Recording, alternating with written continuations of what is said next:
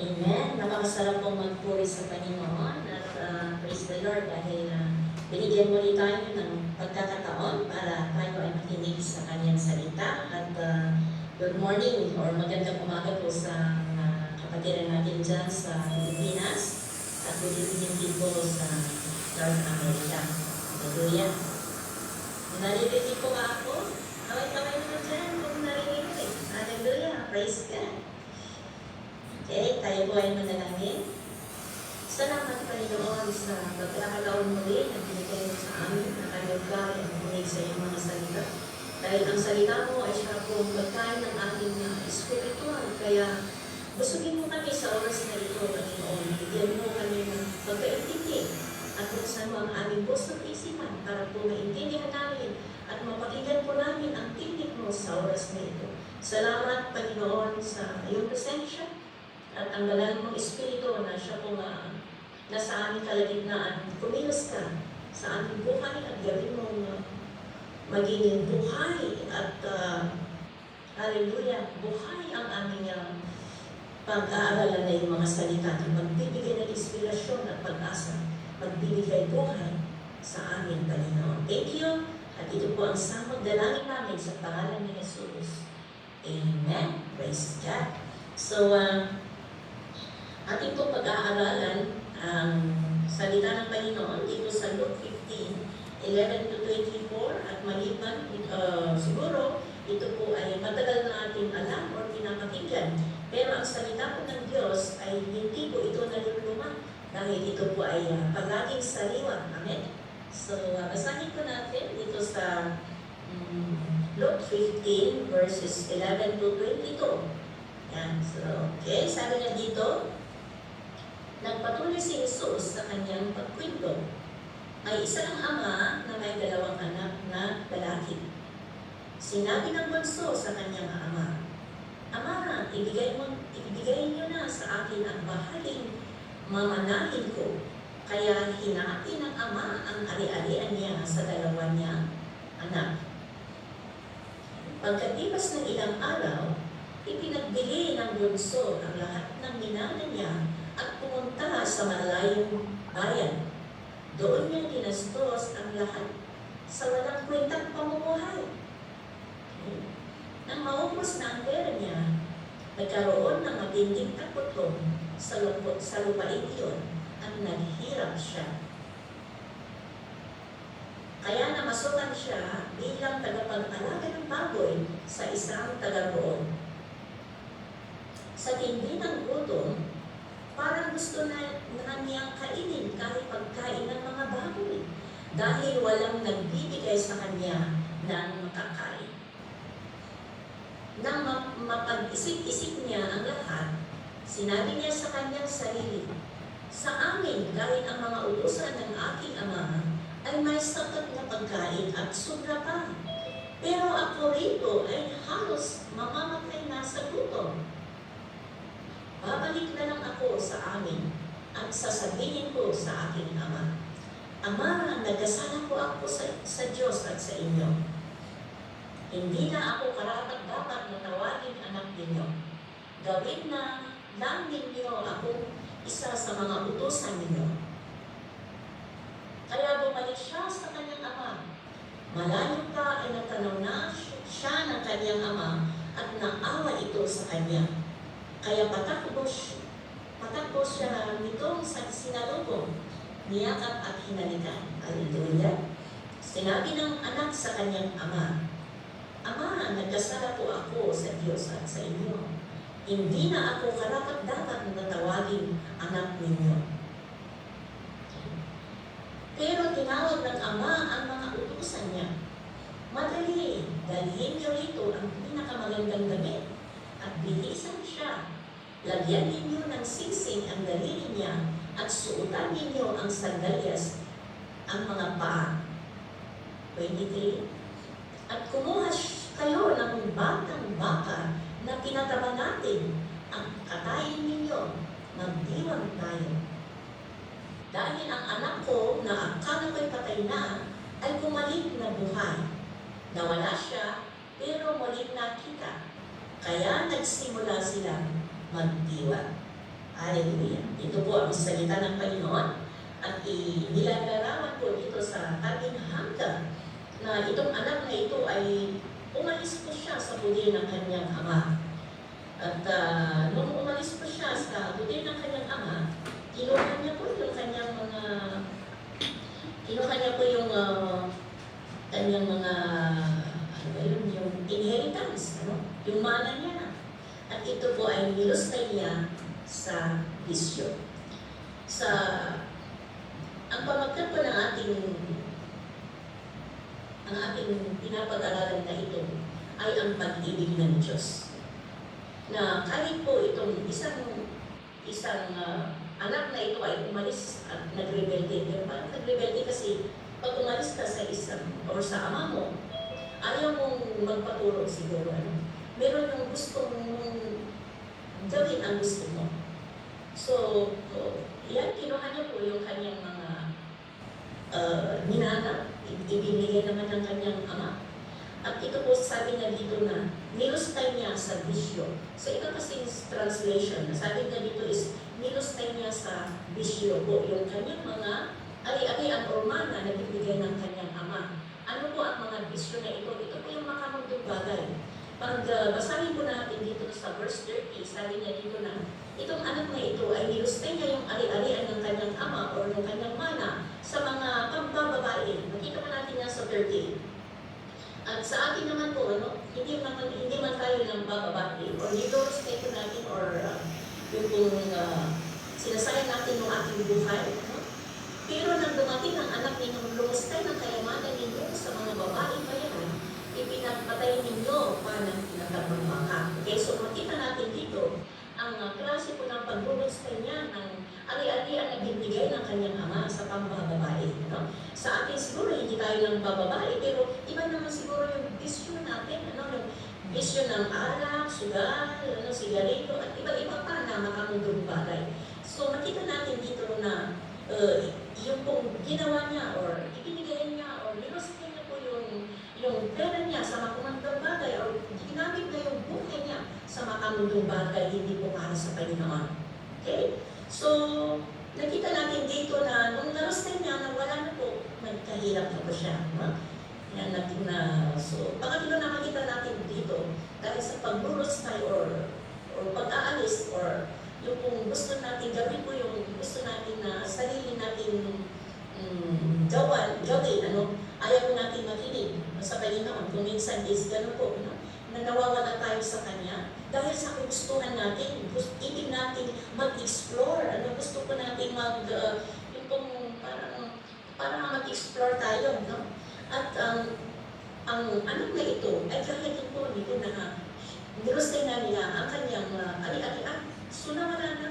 So nang nawala na po yung ari-arian na binigay ng kanyang ama, anong nangyari? Nagkahirap po siya, mga kapatid.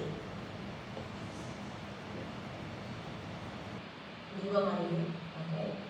So, ito po ay nagkaroon na ng hirap. At siya po ay nagtrabaho. So, kung minsan, dito mga kapatid ay ginagamit pala ng Panginoon din kung minsan sa ating buhay yung magkahirap tayo para tayo ay mag-isip. Kaya nung nagkahirap na po siya, na halos kainin niya po ang pagkain ng mga baboy, mga kapatid.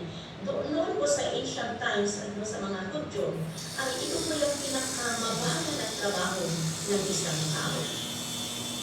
Yung kung magtrabaho or sa baboy yan. Kaya makita po natin, dito po minsan dahil gutom po siya, ay kahit pagkain na po ng baboy, ay kakainin niya. Di ba ganun tayo kung minsan nagkakahirap tayo at kung gutom ka, kahit ano na lang dyan ang pagkain mo para nang to fulfill or para maalis po yung gutom mo at ano na lang po yung kakainin mo, di ba? Dahil din po ni Esau, ibinigay na po yung kanyang inheritance para lang magkaroon po siya ng pagkain. Kaya ito po ang ginawa din po ng isang anak na ito. Ito po ay umalis sa kanyang ama at nakita natin po yung mga consequence. Ito po yung consequence ng pag-alis niya sa kanyang ama at paggustay niya sa mga binigay niya or ginamit niya po sa mga mundong bagay at hindi po para sa Panginoon. Kaya naghihirap na po siya. Nakipagtrabaho na po siya sa mga yan po, sa bakery. At halos dahil wala na siyang pagkain at walang magbigay sa kanya, nawala na po yung maraming kaibigan niya. Di ba nung marami siyang pera, marami siyang kaibigan, maraming lumalapit sa kanya. Nung nagkahirap na po siya, mga kapatid, ay wala na pong tumulong sa kanya. Nag-iisa po siya. Kaya pati pagkain po ng baboy ay halos kainin niya dahil wala siyang makain. Kaya yun nga sabi ko, kung minsan is inaalaw ng Panginoon yung maghirap po sa atin para makita natin na ay, delikado pala ang umalis na po din ng Diyos. Okay? So, nung nag-isip-isip na po siya, mga kapatid, sabi niya dito na nag-isip na siya na sa hindi ng gutom, ng kanyang gutom, dito po sa 16, sabi niya dito, at dahil na wala namang nagbibigay sa kanya ng pagkain, halos kainin na niya ang mga pinagbalatan ng mga bungang kahoy na pinapakain sa mga baboy. Ngunit napag-isip niya ang kanyang ginawa at sinabi at nasabi niya sa sarili, labis-labis ang pagkain. Okay? Labis-labis, nang mapag-isip niya ang lahat, sinabi niya sa kanyang sarili, sa amin kahit ang mga utusan ng aking ama ay may sapat na pagkain at sobra pa. Pero ako rito ay halos mamatay na sa gutom. So sa 18, nag-isip na po siya, sabi niya, babalik na lang ako sa amin at sasabihin ko sa aking ama, Ama, nagkasala po ako sa Diyos at sa inyo. Hallelujah. Kaya nga, nung makita po natin dito, na nung nagkahirap na po siya, nagkaroon po na siya ng naisip na po niya kanyang ama. Kaya kung minsan nasabi ko po sa ating buhay, ay pinapahinturutan din ng Panginoon na magkaroon tayo ng maraming problema, lalo pag umaalis tayo or nawawalan tayo sa Panginoon. Ay inaalam niya po yung hirap para po tayo ay mag-isip na ganito pala ang buhay nang wala ang Panginoon. Ganito pala ang buhay na mawalay sa presensya ng Panginoon. Kasi ang anak na ito ay tayo po ito, mga kapatid. Yung anak na ito na umalis sa pulim ng kanyang ama ay tayo din po ito na kung minsan is ganun nga na gusto natin gawin po yung nakamundong bagay, gusto natin mag-explore. Pero ang maganda po dito, dahil po sa hirap, mga kapatid, kaya suffering or maghihirap ay it is isa rin po ng process para po tayo ay mapabalik sa Panginoon. Amen? Kaya nung naghihirap po siya, naisip na po na babalik sa Panginoon. Kaya ganoon din po tayo, makita natin yung mawalay sa Diyos, na marami tayong mapagdadaanan hanggang po sa magbalik tayo sa Kanya. So ito pong anak na ito, naisip niya po, nag-desisyon niya po na siya, na babalik siya. At hindi lang po niya inisip or hindi lang po niya dinesisyonan or sinabi sa sarili, pero talagang ginawa niya po, mga kapatid. Amen? So, sometimes sa ating pong paghirap, napapaisip ba tayo? Kasi sabi ko nga, it is always my testimony na nung ako din po ay nanampalataya, ay papansin-pansin ako na happy ko lang, wala talagang commitment. Hanggang sa nagkasakit po ako, sabi ko nga, at hanggang mutik na akong mamatay, kaya sabi ko, Lord, katawagin mo ako, bigyan mo ako ng magkakataon para mag-silin kita. Kaya ito, binigyan pa ako ng second chance ng Panginoon. Kaya nga, nagpasalamat din po ako siguro sa sakit na iyon. Siguro kung hindi ako nagkasakit, siguro hindi rin ako bumalik sa kanya na nagpupuli at nakikita ninyo ngayon. So, praise the Lord dahil sa mga bagay-bagay na ito, nagaya din po ako ng isang nawawalang anak na ito. Pero dahil po sa hirap, dahil sa sakit ay nagkaroon po ako ng pag-iisip na bumalik sa Panginoon. So, sana sa ating pong mga kahirapan sa buhay, ito na po yung turning point ng ating buhay. Na makapag-isip-isip tayo na sa Panginoon na lang tayo, babalik tayo sa Kanya. So ano pong nangyayari? Nung bumalik siya sa kanyang ama, ipatuloy po natin sa 19. Nung bumalik po siya sa kanyang ama, ano po yung sabi, nakita natin dito na, sabi na po dito na, hindi na ako karapat-dapat na tawagin anak ninyo. Gawin na lang ninyo ako isa sabi niyo, kahit maging alipin na lang ang ituloy niyo sa akin, sabi niya po sa isip niya. So, sa 20, ang sabi niya po, kaya bumalik siya sa kanyang ama. Malayo pa ay natanaw na siya ng kanyang ama at naawa ito sa kanya. Kaya patakbo siya nitong sinalubong, niyakap at hinalikan. Hallelujah. So, ang isip niya na sasabihin sa kanyang ama na kahit gawin na lang akong isang alila. Pero dito po nakita namin yung pag-ibig ng kanyang ama. Na tinatanaw, kahit sa malayo paraan, ay tinatanaw ng kanyang ama. Natatanong ng kanyang ama na nakikita niya yung kanyang anak na bumabalik. No? Tapos, ano pong nangyari? Ang ama po, siya po yung tumakbo na hiniyakap ang kanyang ama. Hallelujah. So ito po ay nagpapakita ng pag-ibig ng Diyos sa atin, no? Na kahit tayo ay makasalanan, kung tayo po ay babalik sa Panginoon, yayakapin tayo. Hallelujah. At yung hinalagyan pa siya, no? Hindi po niya sinabi na, ay, dahil pa na niluste mo na ang pera, ang Panginoon po ay mapagmahal. Hindi niya po sinita yung anak niya na, ngayon pa na nagkahirap ka na sa kakababalik. Ngayon pa na wala ka ng silbi sa kakababalik. Hindi niya po sinabi, ano? Pero ang ginawa niya po ay niyakap niya. At bakit dali-dali siyang tumakbo na salubulin yung anak niya? Kasi baka nagdadalawang isip yung anak na aalis na naman siya. Kaya ang Panginoon na lang po siya yung tumakbo na ayakapin yung anak niya. Kaya mga kapatid, sa oras na ito, basta willing po tayo magbalik sa Panginoon at tumalikod sa ating mga kasalanan, ay willing din po ang Panginoon na lumakap sa atin, na dali-dali takbuhin at yayakapin tayo. So sana sa ating pong pagbabalik loob sa Kanya, ay maramdaman po natin yung Kanyang presensya at makita natin kung ano po nangyari. So niyakap po yung Kanyang anak, ano?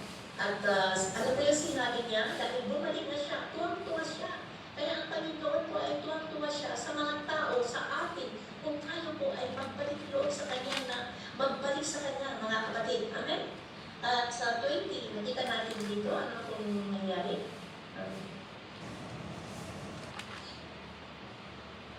Kaya bumalik siya sa kanyang ama, malayo pa ay natanaw na siya ng kanyang ama at naawa ito sa kanya, o naawa pa siya sa kanya. Siguro lustay na yung mga damit niya, ano? Na pati siguro yung balbas niya, siguro ang haba-haba na mga buhok na, ano? Pero makita po natin na naawa ang kanyang ama sa kanya. Kaya patakbo siya dito, sinalubong, niyakap at hinalikan. Sa 21, sinabi ng anak sa kanyang ama, Ama, nagkasala po ako sa Diyos at sa inyo. Hindi na ako karapat-dapat ng tawagin anak ninyo. So makita po natin dito, mga kapatid, yung pagpapakubaba ng anak na ito, na nagsisisi po siya sa kanyang ginawa. Kaya sabi niya, nagkasala po ako, Panginoon, sa iyo. Sa aking ama, hindi na ako karapat-dapat ng tawagin anak ninyo. So sa tuwing ito, ano nangyari? Pero tinawag ng ama ang mga utusan niya, madali, dalhin ninyo rito ang pinakamagandang damit at bihisan niya. Bihisan siya. Ano po yung simbolo ng pinakamagandang damit, mga kapatid? Ito po yung robe of righteousness, or ito po yung kaya po ng Panginoon na patawarin ng ating mga kasalanan at bibigyan muli tayo ng magandang puso. No? Hallelujah. Or bibigyan po tayo ng magandang damit, magandang puso. Kasi sabi nga doon na, I will give you a new heart. I will change your new stone and I will give you a new heart. Kaya ito po yung maganda na kaya ng Panginoon na pagitan po yung ating buhay. Kaya po ng Panginoon na He can change us, para po ay maging kaaya-aya sa Kanya. So ito pong pinakamagandang damit na ito ay robe of righteousness na kaya ng Panginoon na patawarin tayo sa lahat ng ating mga kasalanan at kaya niyang bibihisan po tayo ng magandang suot o magandang pamumuhay or pusong dalisay po, mga kapatid. Amen? At dito, sabi niya dito na lagyan ninyo ng singsing ang daliri niya at suotan ninyo ng sandalyas ang mga paa niya. Ano po ang simbolo ng ng singsing na ito, mga kapatid. Ito po ay favor, no? Or authority, or identity, na ikaw ay pag-aari ng Panginoon. Ikaw na ay pag-aari ng Diyos. Kaya pala, pag makita natin sa may mga asawa, ano? Meron po silang mga singsing, mga kapatid. Dahil nagsasabi doon na sila po ay may nag-aari na. Kaya ganoon din po sa atin is ring of ownership. Ano, na tayo ay pag-aari ng Panginoon. Hindi na po tayo pag-aari ng kaaway. Amen? Hallelujah. So we are God's people now. Dahil bumalik na po tayo at pinatawad tayo ng Panginoon. And now, tayo po ay kanyang mga anak. So, ang sandalias din po, sabi niya, na ibinigay sa kanyang paaris, ito po ay yung kalayaan na tayo ay anak ng Diyos. Amen? Na restoration of free family member.